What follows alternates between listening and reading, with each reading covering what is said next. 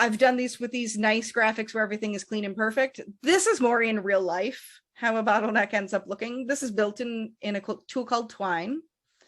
And this one is my bottleneck, where there's a couple different ways to get to this, but ultimately there is going to have to be, if you progress far enough without having to get a restart, you're going to have to ask, okay, tell me what changed that made you realize that you needed to move to online training, in this scenario, talking to the client.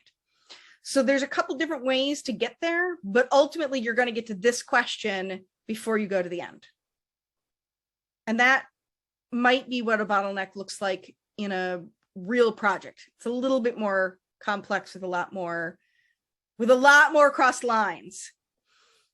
And this number of crossed lines and paths is why I like Twine, because it's much easier to do that.